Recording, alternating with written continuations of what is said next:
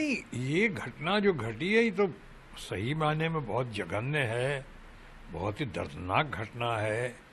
ये तो जो दोषी हैं उनको, जैसा ममता जी ने कहा है, कि पकड़ के उनको सख्त से सख्त सज़ा तक, उस अंजाम तक ले जाना है। ये डिटेरेंट नहीं होना चाहिए, कभी नहीं होना चाहिए, किसी कीमत पर नहीं होनी चाहिए। और इस तरह से हुआ है।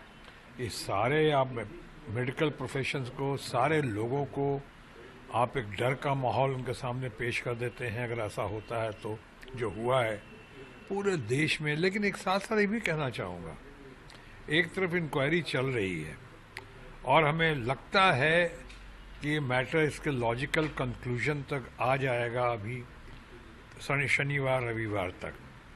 और जैसा ममता जी ने कहा है, जो देश की सर्वाधिक लोकप्रिय, कद्दावर, मैच्योर्ड और पॉपुलर लीडर हैं, उन्होंने कहा है कि अगर नहीं हुआ तो हम इसको सीबीआई में भी देने को तैयार हैं, हमें कोई आपत्ति नहीं है। लेकिन इसके साथ जुड़ा हुआ एक और कहना चाहता हूँ, भले ही बहुत जघन्य है, बहुत ही दर्दनाक घटना घटी है और हमें उनके परिवार के साथ, उन लोगों के, उनके डॉक्टर्स के साथ, उनके हॉस्पिटल के साथ, जो लोग उनके समर्थक और उनके साथ देते रहे, हम उनके साथ बहुत संवेदना और अपनी सहानुभूति और प्रार्थना अर्पित करते हैं।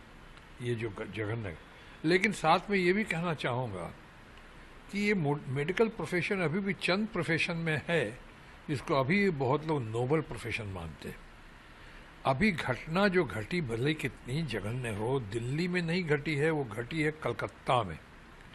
और सारे डॉक्टर्स का इस तरह से सड़क पे आ जाना, बहुत सारे डॉक्टर्स का, उस पे लगता है कि कल कहीं किसी पेशेंट को या किसी ज़रूरतमंद को अगर कल कोई मुसीबत हुई दिल्ली में, चाहे कुछ और भी ख़तरा पैदा हुआ बीमारी की वजह से, रोग की वजह से और डॉक्टर्स के नहीं मिलने की वजह से, तो क्या हमारे लोग उस अपने आप को माफ़ कर पाएंगे? उनका क्या कसूर है? वो पेशेंट, वो ज़रूरतमंद लोग जिनको ज़रूरत पड़ेगी अन्य पूरे देश में, जबकि इंक्वायरी काम नहीं हो रहा होता, इंक्वायरी नहीं चल रही होती, कुछ लोग पकड़े नहीं जा रहे होते या किसी तरह की शिथिलता या सुस्ती नज़र आती सरकार में या समाज में, तब तो फिर भी मैं मान सकता था।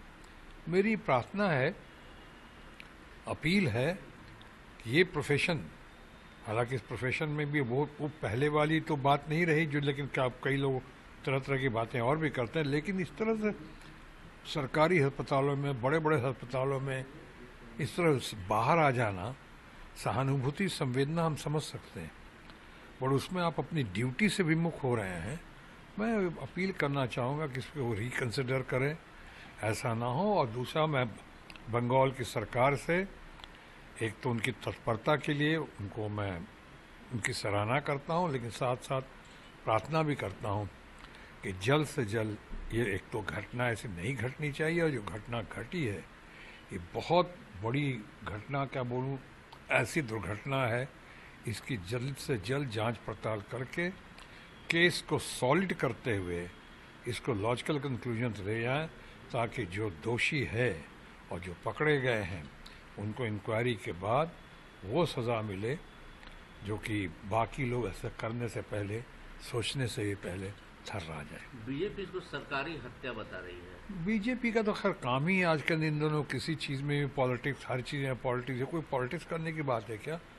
मैंने खुद कहा कि भाई अगर बंगाल गवर्नमेंट या बंगाल के समाज, बंगाल के लोग में वो तत्परता नहीं होती, इनके क्राइम के बाद से ही मामला शुरू हुआ है और उस मामले में देख रहा हूँ काफ़ी मुस्तैदी के साथ वो लोग लगे हुए हैं। थोड़ा मौका तो दो। सरकारी हत्या कैसे? अभी दिल्ली में एक माँ बेटी की हत्या होगी कल परसों में, क्या हम कहें कि बीजेपी हत्यारा है? अभी तो वैसे से कितने कांड हुए हैं, हमारे दोस्त लोग हैं बीजेपी में, देश में कहाँ कहाँ क्या क्या कांड नहीं हो जाते हैं। इसके लिए हम ये तो नहीं कहते हैं कि वो दोषी हैं, बीजेपी दोषी। हम सब बीजेपी को अपील करते हैं कि भाई जल्द से जल्द इस मामले का निपटारा करें, जल्द से जल्द देखें आगे ऐसा ना हो और दोषी पकड़े जाएं। बात ये भी हो रही है कि जो महिला अपने आप को प्रधानमंत्री की कैंडिडेट या उनकी पार्टी की तरफ से बताया जा रहा था, उनके यहाँ ऐसा हो रहा है, इस पर क्या कहेंगे? किस महिला का जिक्र कर रहे हैं? ममता बनर्जी का। कभी उन्होंने अपने आप को कभी नहीं कहा कि प्रधानमंत्री के उम्मीदवार हैं वो। आरोप ये लगा जरूर रहे हैं ये opposition लगा के ऊपर। अपोजिशन वाले तो करेंगे, उनके पास और कुछ कहने को नहीं है। अभी अभी मुंह की खाई है उन्होंने, अभी अभी मुंह की खाई है। जो नारा देते थे अब की बार 400 पार, और अब उसका पिछली बार नारा दिया अब की बार बंगाल में 200 पार। वो 200 पार तो हुआ, लेकिन वो महिला जिनका आपने जिक्र किया ममता बनर्जी, उन्होंने 200 पार कर लिया और ये 70 पे ही लुढ़क के रह गए। और इस बार भी जो है कह रहे थे बंगाल में 30 से ज़्यादा सीटें लेकर आएंगे।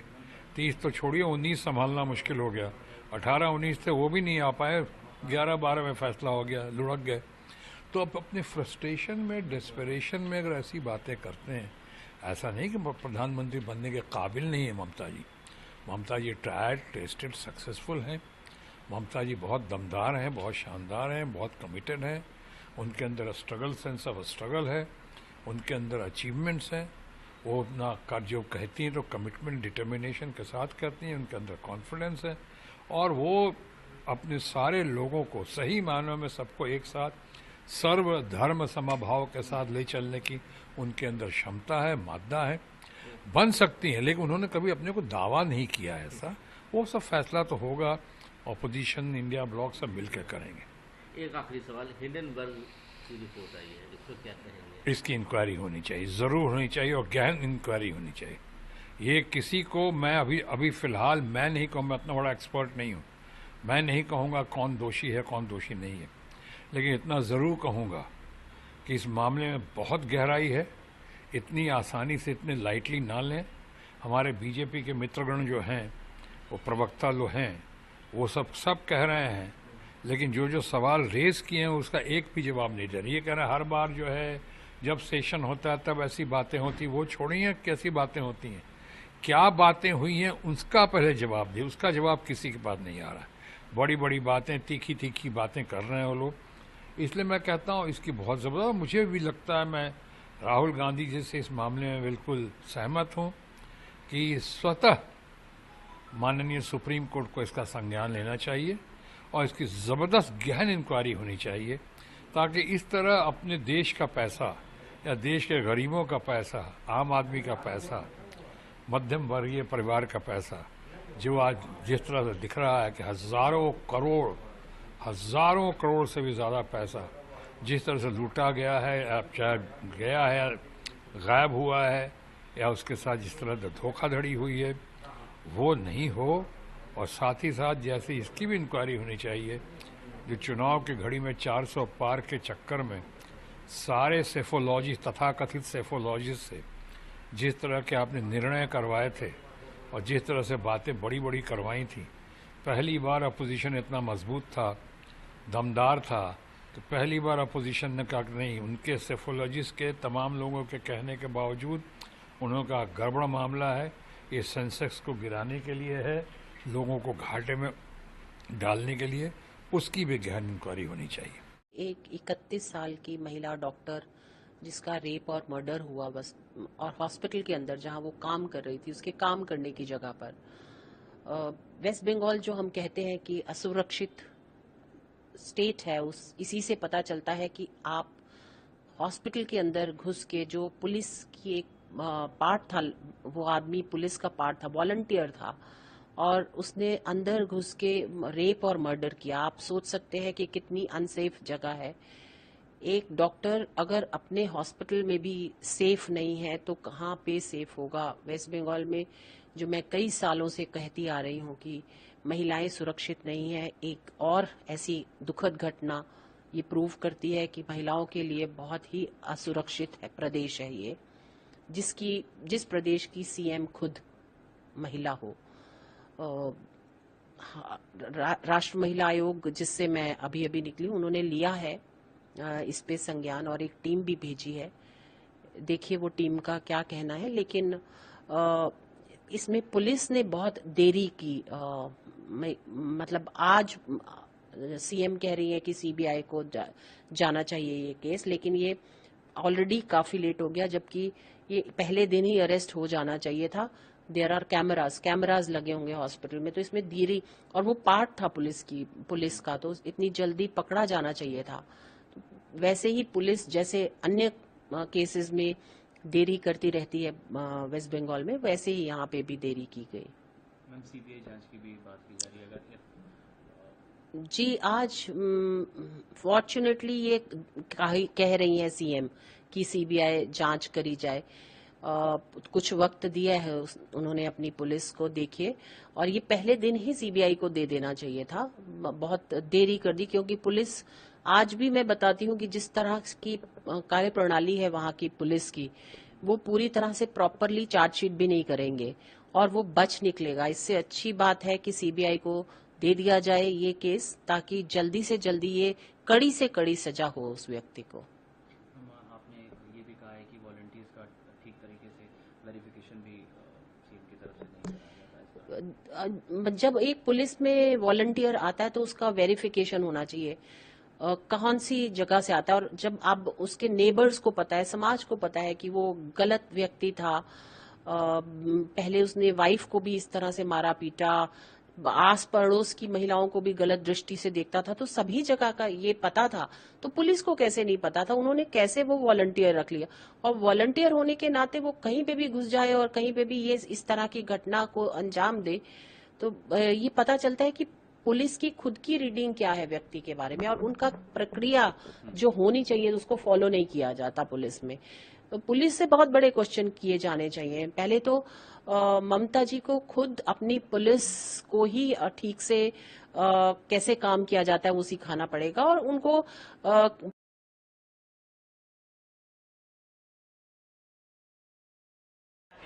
महाराष्ट्र के लोगों की चिंता जायज है। महाराष्ट्र में राजनीतिक संस्कृति को एक तरीके से उसको काला कर देना, कालिक पोतना, ये काम अगर किसी ने शुरू किया तो उभाटा शिवसेना ने किया। इसके जनक संजय राउत है। अश्लील भाषा में बोलना, गाली गलौज करना, कमर से नीचे की बात करना, ये महाराष्ट्र के राजनीति में संजय राउत छोड़कर ना आज तक किसी ने किया ना कोई करेगा, ऐसी मेरी अपेक्षा है। और इसके लिए महाराष्ट्र की राजनीतिक सभ्यता को कालिक पोंछने का पहला काम संजय राउत ने किया। दूसरा, उभाटा शिवसेना ने वोट बीजेपी के साथ लेना, सरकार कांग्रेस के साथ करना, शरद पवार जी के साथ करना, ये राजकीय व्याभिचार, ये राजकीय व्याभिचार के जनक उभाटा सेना है, धोखाधड़ी के जनक उभाटा सेना है। ये महाराष्ट्र की जनता ने पहली बार देखा। तीसरी बात, जिस तरीके के भाषा का प्रयोग उद्धव जी चुनाव आने के पहले, जिसको हमरी तुमरी लेना देना ऐसी बात, या तो तू रहेगा या तो मैं रहेगा, इस तरीके की भाषा का प्रयोग जो महाराष्ट्र कभी सुनता नहीं है, वो उद्धव जी ने शुरू की है। उसके कारण उद्धव जी ने स्वयं महाराष्ट्र की राजनीतिक संस्कृति को कालीमा लगाया है, कालोखी लगाई है। और अंत में जिस प्रकार से राज ठाकरे जी के दौरे पर उनके व्हीकल्स पर अटैक करना, सुपारी डालना, मैंने परसों भी कहा था, जब तक राज ठाकरे चुप है, मैं उनको जानता हूं, उनका स्वभाव भी जानता हूं, तब तक ठीक है। आज उन्होंने जो उनके मन सैनिकों ने जो प्रतिक्रिया दी और एक तरीके से गोबर और नारियल से स्वागत राज ठाकरे जी के लोगों ने उद्धव ठाकरे जी का किया, उसके बाद जो चुप्पी उद्धव ठाकरे जी ने और संजय राउत ने ली है, वो स्पष्ट दिखाई देती है कि उभाटा सेना की अब राजनीतिक दृष्टि से फट गई है, वो डरे हुए हैं और ये महाराष्ट्र पूरा देख रहा है। धन्यवाद। सेबी की तरफ से क्लियरिफिकेशन आ गया है, भारतीय जनता पार्टी की तरफ से क्लियरिफिकेशन है। महेश जेठमलानी जो कि जाने माने वकील है, वो कह रहे हैं कि ये डस्टबिन में फेंकने लायक रिपोर्ट है। क्या कहना है आपका? फिर से एक बार कांग्रेस का हाथ आर्थिक अराजकतावादियों के साथ, आर्थिक आतंकवादियों के साथ, जिन लोगों की मंशा है और जिन लोगों की विश्वसनीयता पहले से एक प्रकार से पूरी तरह से ध्वस्त है, ऐसे हिंडनबर्ग, जिस पर अमेरिका में भी डिपार्टमेंट ऑफ जस्टिस का केस चल रहा है, उसकी एक ऐसी रिपोर्ट जिसमें पूर्ण तरीके से झूठ परोसा गया है, उसको आधार बनाते हुए भारत की अर्थव्यवस्था में पैनिक क्रिएट करना, और ये कोई पहली बार नहीं है। इससे पहले भी इस प्रकार के समूहों ने पहले शॉर्ट सेलिंग करना, फिर एक झूठी रिपोर्ट तैयार करना, उस झूठी रिपोर्ट के आधार पर भारत की मार्केट और फाइनेंशियल सिस्टम में पैनिक क्रिएट करना और उस पर मुनाफा कमाने का काम किया गया है। सुप्रीम कोर्ट ने भी इससे पहले जो हिंडनबर्ग की रिपोर्ट आई थी उसको कूड़े के डिब्बे में डालने का काम किया और कहा था कि सेबी ने जो जांच की थी वो विश्वसनीय है, उसमें कोई भी चूक नहीं है। तो आज राहुल गांधी और उनकी जमात सुप्रीम कोर्ट पर सवाल खड़े कर रहे हैं क्या? एक व्यक्ति का एक पार्टी का विरोध करते करते आर्थिक अराजकतावादियों के साथ खड़े हो जाना, भारत की संस्थाओं के खिलाफ खड़े हो जाना, भारत की अर्थव्यवस्था के खिलाफ खड़े हो जाना, केवल अपनी राजनीतिक रोटियां सेकने के लिए। और सवाल यह पैदा होता है कि आज जब इस हिंडनबर्ग को शॉर्ट सेलिंग के ऊपर सवाल पूछे गए हैं तो राहुल गांधी ऐसी ग्रुप के साथ खड़े हैं। और यह क्या रिश्ता है? जब भी पार्लियामेंट का सेशन आसपास होता है तब एक विदेश की कोई रिपोर्ट जिसमें राहुल गांधी की अधिक दिलचस्पी होती है वो सामने आती है और उसको लेकर एक मुद्दा खड़ा किया जाता है। कभी बीबीसी की डॉक्यूमेंट्री, कभी पेगासस की रिपोर्ट, कभी रफाल की रिपोर्ट, कभी हिंडनबर्ग की रिपोर्ट, और ये सारी रिपोर्टें जाकर सुप्रीम कोर्ट में खारिज हो जाती है। आज सवाल सिर्फ इतना बनता है कि क्या एक व्यक्ति और पार्टी का विरोध करते करते भारत की अर्थव्यवस्था को डिस्टेबलाइज करने का एजेंडा कांग्रेस पार्टी ने उठा रखा है? वो उनके नेता ये तो कहते ही हैं कि बांग्लादेश में जो स्थितियां हुई हैं वो भारत में भी होनी चाहिए। तो क्या उससे पहले भारत की अर्थव्यवस्था को कमजोर और डिस्टेबलाइज करने का ये षड्यंत्र रचा जा रहा है? जो डिमोटिवेशन आ गया था एक तरह से, उसको कितना चार्जर है? नहीं, डिमोटिवेशन नहीं है। लोग जब भी कोई क्राइसिस होता है तो और एकजुटता से और मेहनत से और एक परिवार की तरह से जुटते हैं, और मुझे नहीं लगता कि किसी में कोई डिमोटिवेशन था, बल्कि गुस्सा था और संकल्प था कि हम इस संकट के समय में तो किसी में भी कहीं भी कोई टूट फूट नहीं हुई, कहीं भी कोई इधर उधर नहीं हुआ, तो ये बड़ी चीज़ है। और मुझे लगता है आम आदमी पार्टी की सरकार दिल्ली की ऐसी सरकार है जो सबसे क्रूशियल संकट के समय पे भी दिल्ली की जनता के लिए सबसे ज़्यादा काम करती रही। देश में कोई ऐसी सरकार नहीं है, कोई भी संकट आता है हिल जाते हैं, कोई जनता के काम धाम सब किनारे हो जाते हैं, लेकिन जनता के काम संकट के इस समय में भी होते रहे। आम आदमी पार्टी की लीडरशिप अपने सबसे क्रूशियल दौर से गुजरी, अब वो निकल रही है धीरे धीरे। मैं बाहर आ गया, सर भी थोड़े दिन बाहर आ जाएंगे, लेकिन इस सबसे क्रूशियल दौर में पार्टी के कार्यकर्ताओं ने, पार्टी के लीडर्स ने, देश के लोगों ने, दिल्ली के लोगों ने ज़बरदस्त एकजुटता दिखाई है, और यही एकजुटता हमारी ताकत है। सर, सुप्रीम कोर्ट में आपने बताया उम्मीद है? नहीं, अब देखिए, सुप्रीम कोर्ट की तो हमें पूरी उम्मीद है। सुप्रीम कोर्ट से तो मुझे भी न्याय मिला है। सुप्रीम कोर्ट देश के संविधान के हिसाब से काम करता है, और देश के संविधान ने ऐसी स्थितियों के लिए व्यवस्था की हुई है कि जब भी कोई तानाशाही करेगा तो संविधान उसको बचाएगा। आज भी मैं अब गया था, माननीय सुप्रीम कोर्ट ने मुझे अपने आदेश में कहा है कि मैं हर एक मंडे को और हर एक थर्सडे को सुबह 10 बजे से 11 बजे के बीच में ईडी और सीबीआई के दफ्तर में जाके उनके सामने अपना प्रेजेंट करके आऊँगा। तो मैं आज सुबह सीबीआई के दफ्तर गया पहले, उसके बाद मैं ईडी के ऑफिस गया, दोनों के आईओज़ के सामने मैं मिल के आया। कुछ कीजिए, लेकिन हमें नहीं जाने दिया जा रहा है, हमें रोका जा रहा है, लाठीचार्ज करके हम लोग को गिरा दिया गया है। ये बिल्कुल अन्याय है, गलत है। हम लोग बीपीएससी टीआरई 3 में 1 कैंडिडेट 1 रिजल्ट लागू हो और रिजल्ट से पहले काउंसलिंग हो, बेल्ट्रॉन को कोई जिम्मेवारी नहीं दी जाए, यही हमारी मांग है, यही हमारी मांग है। लेकिन हमें बीपीएससी ऑफिस से पहले मारा जा रहा है, लाठी डंडों से मारा जा रहा है, छात्रों को हमें भी मारा जा रहा है। ये बिल्कुल अन्याय है, ये लोकतंत्र की हत्या है, तानाशाही है, गुंडागर्दी है। क्या लोकतंत्र में छात्र अपनी बात नहीं रख सकते शांतिपूर्वक? ये क्या चल रहा है? जिस छात्र आंदोलन से उभरे हुए नेता है मुख्यमंत्री नीतीश कुमार जी, आज छात्र आंदोलन को चुप कर कुचला जा रहा है। लाठीचार्ज किया गया, हमें लाठी से ऐसे घुसेट के मारा गया है, और भी छात्रों को मारा। ये बिल्कुल गलत है। दिलीप कुमार छात्र नेता Bihar.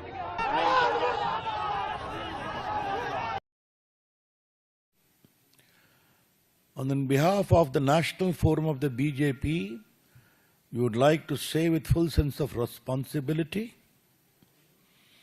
that after being rebuffed by the people of India,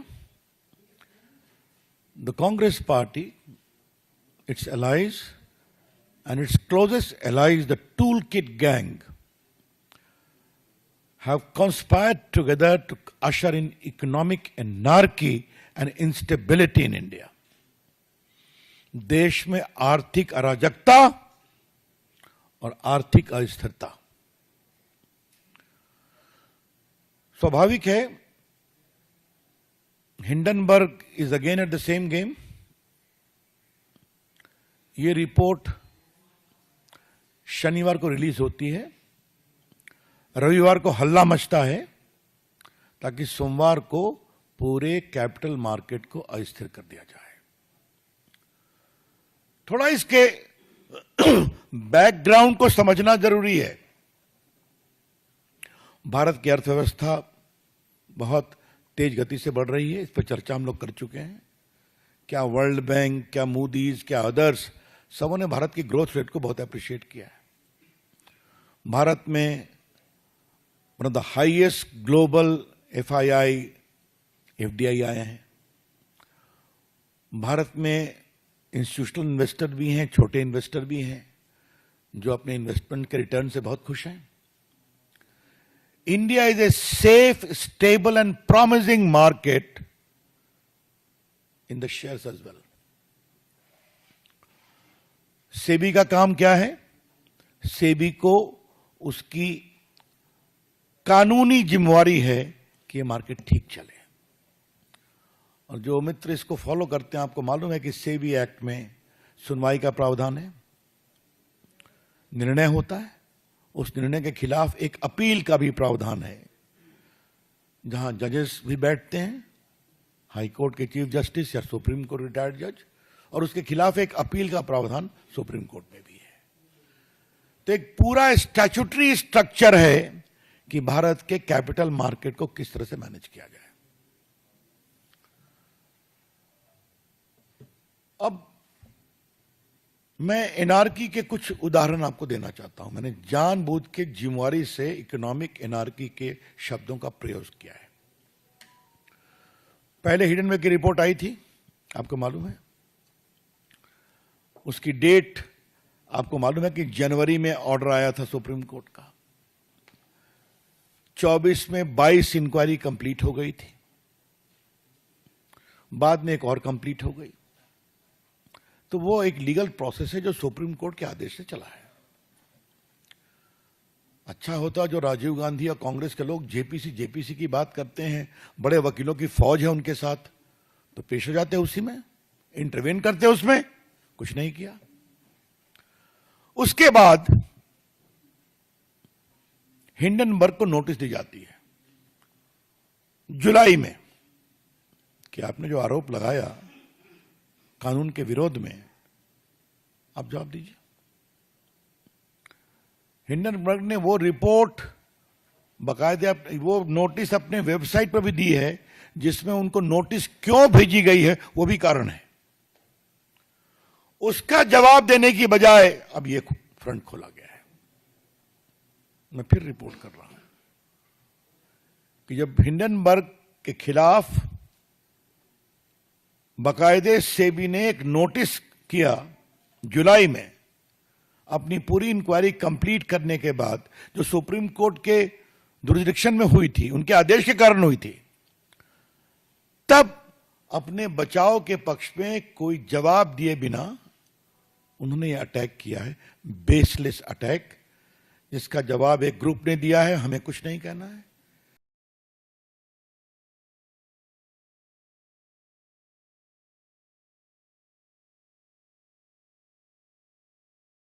तो इसको बड़ा बताया गया है कि आप रजिस्टर में नोट करिए कौन कौन भीतर में जा रहा है, कौन अंदर में जा रहा है, कोई अनवांटेड लोग अंदर में ना जाए, ज्यादा काज नहीं, जिसको लेके प्रॉब्लम कर सकता है। जो डॉक्टर्स का डिमांड भी है कि सिक्योरिटी इस जगह का बढ़ाना है हॉस्पिटल का, तो वही हम लोग इसमें इस चीज का एक स्टेप है, ये व्यवस्था हम लोगों ने किया है। इसमें आई कार्ड दिया है सबने, सिक्योरिटी जो है आई कार्ड लेके इसमें ड्यूटी कर रहा है। तो इस चीज को लेके सिक्योरिटी को बढ़ाने के लिए वन ऑफ द स्टेप्स है।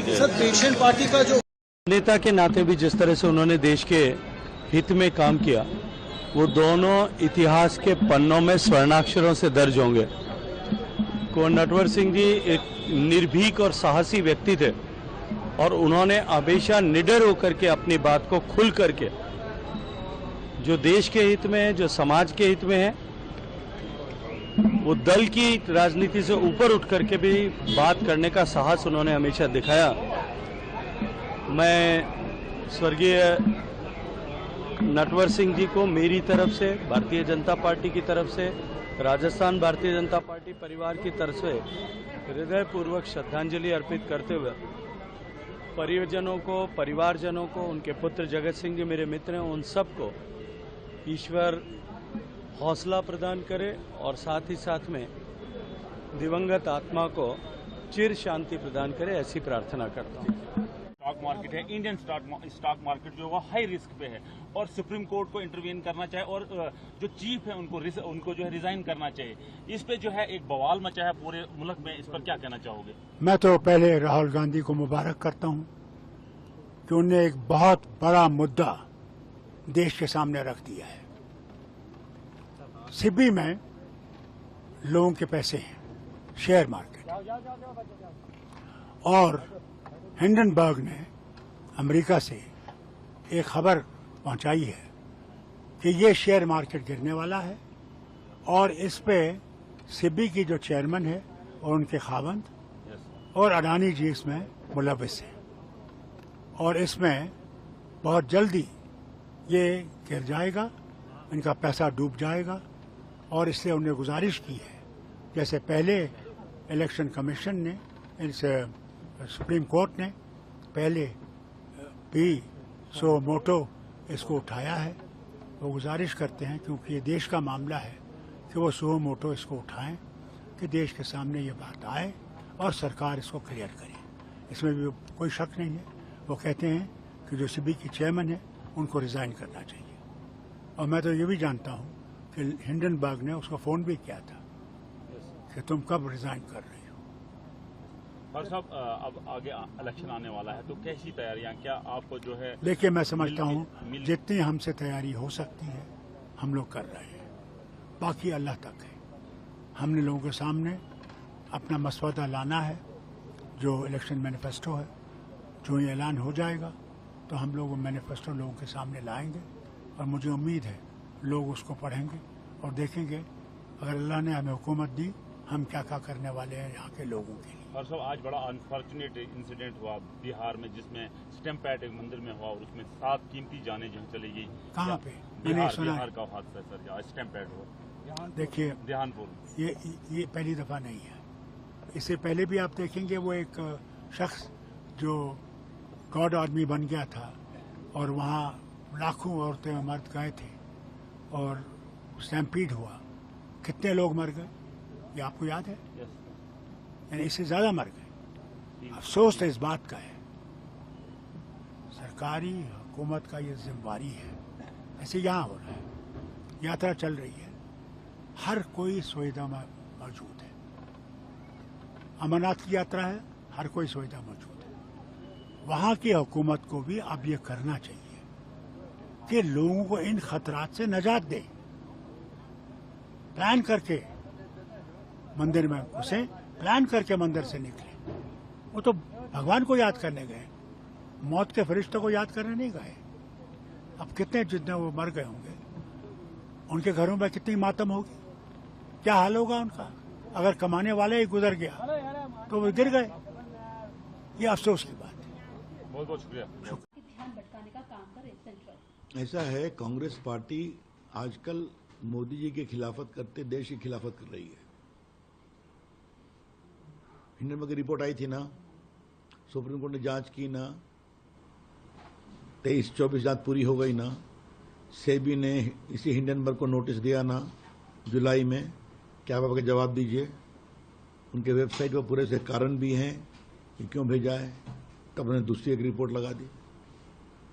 तो हम क्यों नहीं माने कि कांग्रेस पार्टी हिंडनबर्ग साथ काम करते हैं। पहले लोकसभा चुनाव के पहले लाया, अब चुनाव के बाद आया जब हार गए तब। और हिंडनबर्ग कौन है, कोई दूध के धोए हुए हैं क्या? जॉर्ज सोरोस ने वहां पूंजी निवेश किया है, बड़े व्यापारी हैं। जॉर्ज सोरोस एंटी इंडिया है, भारत के लोकतंत्र पर विश्वास नहीं करते। मोदी जी को तो खैर खुलेआम क्या क्या शब्द का प्रयोग करते हैं। लोकतंत्र है, नया सेक्युलरिज्म है।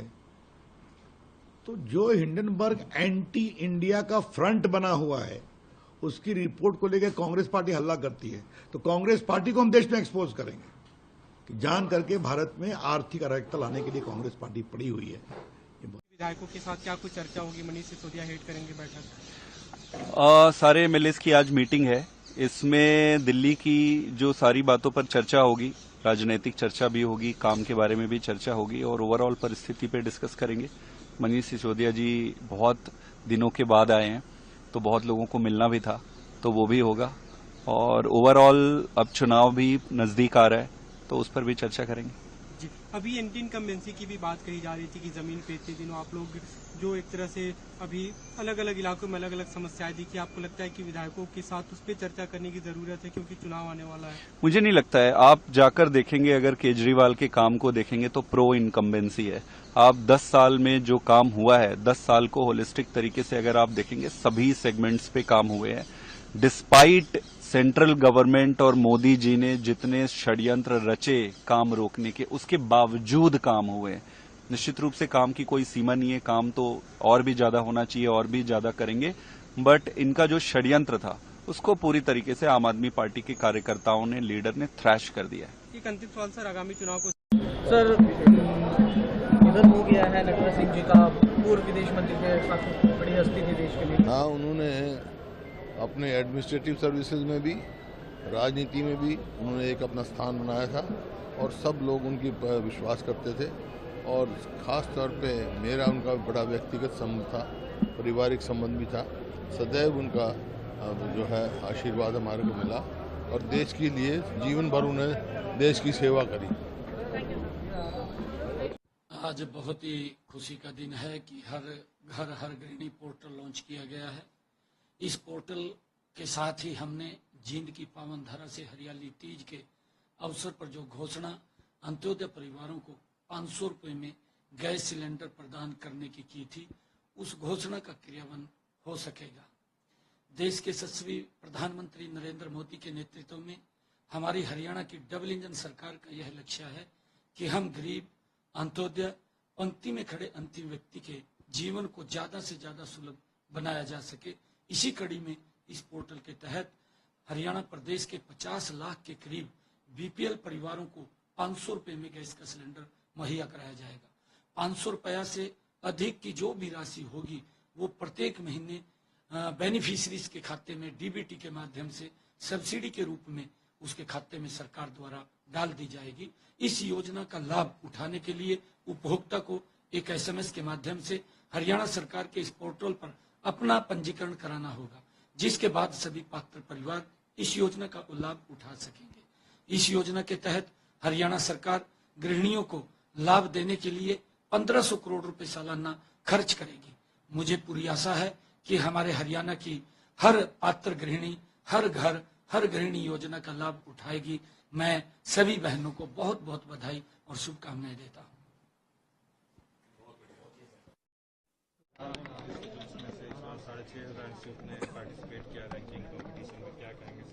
9th एडिशन ऑफ NIRF में धीरे धीरे देश की एजुकेशन इंस्टीट्यूशंस की पार्टिसिपेशन बढ़ रही है। इस बार 6,500 से ज़्यादा इंस्टीट्यूशन, 10,000 से ज़्यादा डिफरेंट कैटेगरीज पे एप्लीकेशंस भी आया था। मैं आज की प्रोग्राम के माध्यम से अपील करना चाहूँगा, धीरे धीरे भारत की सभी higher education institution gradually ranking पे आना चाहिए, सभी की एक्रेडिटेशन भी होना चाहिए। इसके कारण देश की स्टूडेंट्स को, पेरेंट्स को किस प्रकार की इंस्टीट्यूशंस में उनकी बच्चे पढ़ रहे हैं और बच्चे भी खुद जान पाएंगे वो किस प्रकार की इंस्टीट्यूशन में पढ़ रहे हैं। इस कंपटीशन कारण देश में क्वालिटी, एजुकेशन की क्वालिटी में इंक्रीज होगी। इसलिए सभी को धीरे धीरे सरकार की ओर से परसुएशन भी रह रही है। इसीलिए देश में पहली बार मोदी जी आने के बाद 2015 से इस प्रकार के एक इंस्टीट्यूशन का व्यवस्था किया गया है और 2016 अनवर्ड अभी तक इसको मिला के 9th एडिशन की NIRF की रैंकिंग हुई है। आज जिन इंस्टीट्यूशंस को इस रैंकिंग फ्रेमवर्क में सम्मान मिला है, मैं सभी को बधाई देता हूं।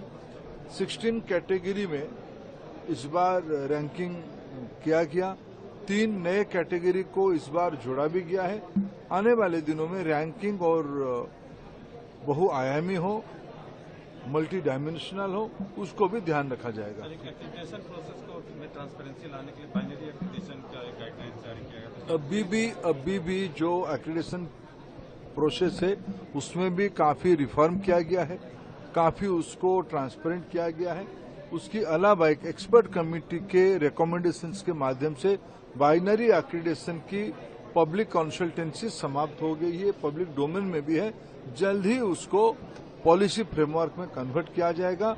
कुछ दिन तक पुरानी एप्लीकेशंस के ऊपर भी विचार होगा, नए एप्लीकेशंस भी लिए जाएंगे। आगे 3-4 दिनों में कैसे मौसम देखने को मिलेगा? देखिए, जो पिछले 2-3 दिनों से उत्तर पूर्वी राजस्थान के ऊपर साइक्लोनिक सर्कुलेशन बना हुआ था, आज वह साइक्लोनिक सर्कुलेशन दक्षिण पश्चिमी मध्य प्रदेश और आसपास के लगने वाले पूर्वी राजस्थान के ऊपर है और इस सिस्टम के असर से लगातार जयपुर संभाग, भरतपुर और कोटा संभाग के कई इलाकों में भारी से अति भारी बारिश रिपोर्ट की जा रही है। पिछले 24 घंटों में दौसा, करौली जिलों में अत्यंत भारी बारिश, जबकि जयपुर, टोंक और आसपास के कई इलाकों में heavy to very heavy rainfall report हुई है। जयपुर एयरपोर्ट पर पिछले 24 घंटों में 118 mm बारिश रिपोर्ट हुई है। इसके बाद आज दिन में भी 68 mm बारिश और रिकॉर्ड की जा चुकी है और रुक रुक कर मध्यम से तेज दर्जे की बारिश के स्पेल्स जारी हैं। ये साइक्लोनिक सर्कुलेशन अभी भी अगले 2-3 दिन लगभग इसी क्षेत्र के ऊपर एक्टिव रहेगा। ऐसे में पूर्वी राजस्थान के जयपुर संभाग, भरतपुर, इसके अलावा कोटा संभाग के कई इलाकों में अगले 2-3 दिन भारी और अति भारी बारिश होने की प्रबल संभावना है। इसके अलावा अगले 24 घंटों में जयपुर, इसके अलावा टोंक, दौसा, साथ साथ में बूंदी, कोटा और 12 जिलों में कहीं कहीं अत्यंत भारी बारिश भी होने की संभावना है। यानी कुमुलेटिवली यदि देखेंगे 24 घंटों में तो कहीं कहीं 200 mm से ज़्यादा बारिश रिपोर्ट होने की प्रबल संभावना है। इसके अलावा जो शेखावटी क्षेत्र के इलाके हैं, खासकर शेखावटी, झुंझुनू, जो इसके साथ साथ चूरू है, इन जिलों में भी अगले 24 से 48 घंटों के दौरान कहीं कहीं मध्यम तो कहीं तेज बारिश हो सकती है। वहीं पश्चिमी राजस्थान के बीकानेर संभाग के कई इलाकों में भी मेघ गर्जन और आकाशीय बिजली के साथ में मध्यम से तेज बारिश होने की आगामी 4-5 दिन संभावना बनी रहेगी। तो कुल मिलाकर अभी जो सिस्टम एक्टिव है, या यूं कहें कि मानसून जो पूर्वी राजस्थान में सक्रिय है, अभी भी अगले 5-4 दिनों तक पूरी तरह से सक्रिय रहेगा। रुक रुक कर मध्यम तो कभी तेज बारिश का दौर अगले 2-3 दिनों तक जारी रहेगा। केवल जो दक्षिण पश्चिमी राजस्थान के हिस्से हैं, यानी जोधपुर संभाग के इलाकों में केवल छुटपुट स्थानों पर हल्की बारिश होगी, ज़्यादातर इलाके ड्राई भी रह सकते हैं। वहीं उदयपुर संभाग की बात करें तो यहाँ भी ज़्यादातर इलाकों में हल्की या हल्के से मध्यम बारिश ही संभावना है। भारी बारिश की जो फिलहाल संभावना है वो केवल पूर्वी राजस्थान के जो जयपुर संभाग है, कोटा और जो भरतपुर संभाग के इलाके हैं, इनमें अभी भारी बारिश का दौर बना रहेगा। लेकिन बीजेपी अटैक करते हुए और अब लगातार नए खुलासे हो रहे हैं। ये तथ्यों के आधार पर अगर निष्पक्ष जांच नहीं होगी और वो लोग अगर संदिग्ध हैं और शक के घेरे में हैं, जो खुद जांच करते हैं या जो कानून की पालना इंश्योर करते हैं, तो फिर सच्चाई के सामने आएगी। और कांग्रेस पार्टी की जो डिमांड है बिल्कुल जस्टिफाइबल है और जेपीसी के अलावा और कोई तरीका नहीं है कि इसकी तह तक पहुंचा जाए, क्योंकि बड़े गंभीर आरोप लगे हैं। और मैं समझता हूं कि भविष्य में अर्थव्यवस्था के अंदर, निवेशकों के अंदर जो हम लोगों को कॉन्फिडेंस पैदा करना चाहिए, वो तभी हो पाएगा जब सच्चाई सामने आएगी।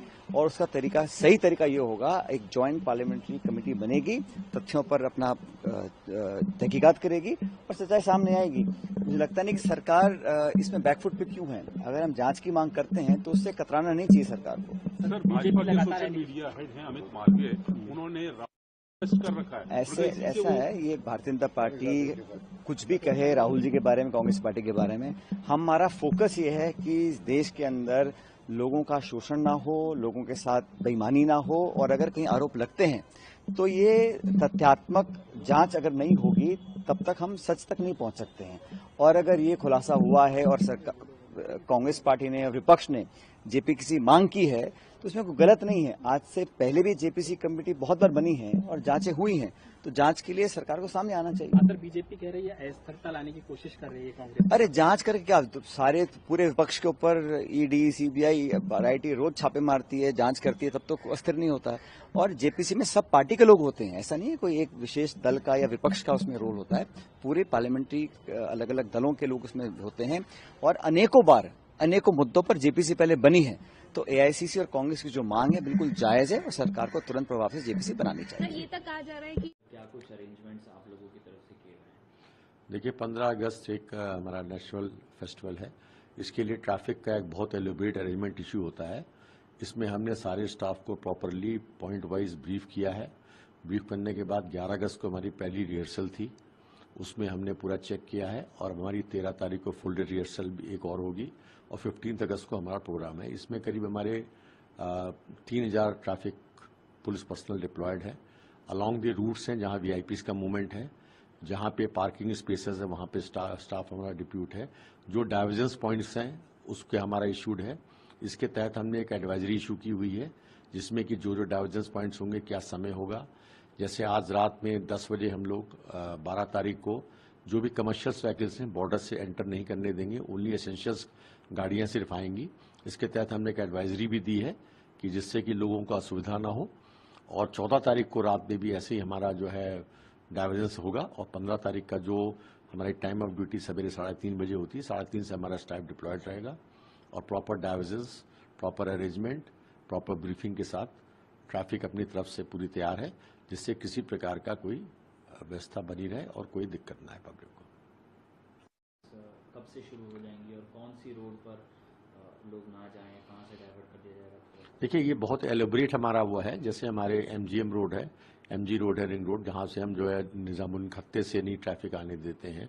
हमारा आईटीओ ब्रिज है, हमारा गीता कॉलोनी ब्रिज है, हमारा जो है ओल्ड यमुना ब्रिज है, आईएसबीटी ब्रिज है। तो इन जैसे यहाँ पे जो रूट्स पे पड़ते हैं टूवर्ड्स लाल किले जो ट्रैफिक होगा, बसेस का हमारा डाइवर्जेंस होगा, कमर्शियल व्हीकल का डाइवर्जेंस हमने बच्चे बताया रात से हम चालू कर देंगे और 14 तारीख की रात में 10 बजे से हो जाएगा। तो हमारे जगह जगह डाइवर्जेंस के पॉइंट्स बने हुए हैं। कुछ जगह पे लेबल्ड गाड़ी जाएंगी, जैसे दिल्ली गेट के बाद जो है लेबल्ड गाड़ी अलाउड होगी। शांतिवन के बाद जो है निषाद राजमार्ग है, उस पर सिर्फ लेबल्ड व्हीकल्स ही आएंगी, उस पर और गाड़ियां नहीं आएंगी। तो इस तरीके से हमारा एलिब्रेट इसमें अरेंजमेंट है। इसके तहत हमने एडवाइजरी भी शुरू कर दिया है, स्टाफ भी ब्रीफ्ड है और स्टाफ को प्रॉपरली ब्रीफ करके हम लोग डिप्लॉय करके अरेंजमेंट को प्रॉपरली थॉरस को निकालेंगे। सर, 15 अगस्त के मौके पर हम देखते हैं कि लोग पतंग उड़ाते हैं और पिछले कुछ सालों से हम ये भी देख रहे हैं कि चाइनीज मांझे की वजह से कई सारे कम्यूटर्स जो हैं उनके गले में फंसता है, डेथ भी हो जाती है। इस पर सर आपका क्या कहना है? देखिए, चाइनीज जो मांझा है ये ऑलरेडी बैंड है। इसके लिए ऑलरेडी हमारे ऑर्डर्स इशू रहते हैं डिस्ट्रिक्ट पुलिस से भी और लोगों से भी कि ये बैंड है और इसके यूज होने से डेफिनेटली जो कम्यूटर्स होते हैं उनको चोट लगने का खतरा होता है और इससे एक्सीडेंट होने का खतरा भी बढ़ता है। इसके अलावा सर, लोग जब 15 अगस्त के मौके पर निकलते हैं अपने व्हीकल से तो उनको दिक्कत होती है, तो कुछ अपील सर आपकी तरफ से? देखिए, इसमें जैसे हमने लोगों से अपील किया, बिकॉज हमारे रोड रिस्ट्रिक्शंस रहेंगे 15 अगस्त को, हमारे डाइवर्जेंस भी रहेंगे, तो जो कम्यूटर्स हैं अगर मेट्रो का मैक्सिमम इस्तेमाल करेंगे तो उनको असुविधा कम होगी और ट्रैफिक पे कंजेशन कम होगा, जिससे कि उनको आसान होगा यात्रा करना। तो ज़्यादा से ज़्यादा अगर हो सकता है तो मेट्रो का सफ़र करें, ये उनके लिए भी अच्छा रहेगा और हम लोगों के लिए भी अच्छा रहेगा, बिकॉज कम्यूटर्स कम रोड पे रहेंगे तो हम लोगों को कम दिक्कतें आएंगी।